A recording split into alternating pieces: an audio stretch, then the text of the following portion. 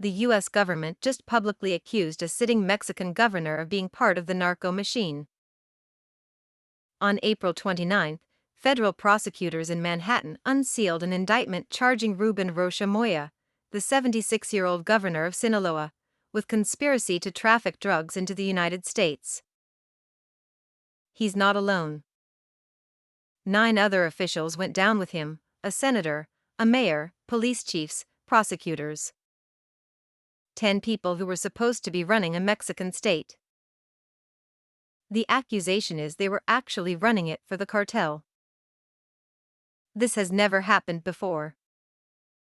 The U.S. has gone after Mexican officials plenty of times, but never a sitting governor. And not just any state. Sinaloa is the birthplace of the cartel that bears its name, the organization that for decades has pumped more drugs into America than any other. The indictment says these officials didn't just look the other way. They were partners. Here's how it worked, according to prosecutors. Rocha Moya and his circle made a deal with the Chapitos, the sons of Joaquin El Chapo Guzman, who now run the most violent wing of the Sinaloa Cartel. The Chapitos needed protection. They needed to move fentanyl, cocaine, and heroin through Sinaloa and across the border without interference. So they paid.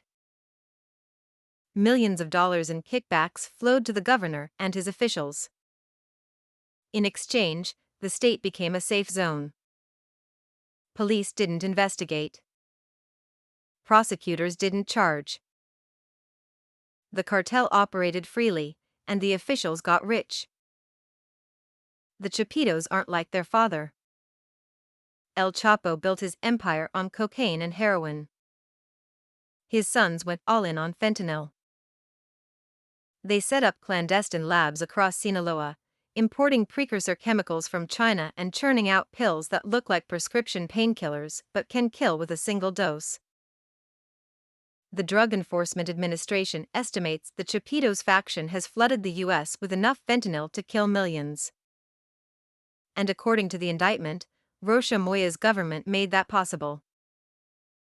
Security forces took orders from politicians who took orders from the cartel. Investigators who got too close were reassigned. Rivals of the Chapitos were arrested while the cartel's own operations went untouched. The indictment describes a state apparatus that had been hollowed out and repurposed. Public officials weren't serving the public, they were employees of a criminal organization. The line between government and cartel had disappeared. One defendant allegedly delivered effective control of the Sinaloa State Police directly to the cartel leadership. Another coordinated with cartel members to ensure shipments moved north without disruption. The conspiracy, prosecutors say, went on for years. Now comes the hard part. The U.S. wants these officials extradited to face trial in New York. Mexico's president, Claudia Sheinbaum, is saying no. She claims the United States hasn't provided sufficient evidence and is meddling in Mexican sovereignty. But there's another problem: Rocha Moya belongs to Morena, the same political party as Sheinbaum. Arresting him would mean admitting that her own party harbored cartel collaborators at the highest levels. Refusing to arrest him means defying the United States and protecting someone accused of enabling the deaths of tens of thousands of Americans. Sheinbaum is caught. If she hands over the governor, she fractures her party and admits the system is compromised.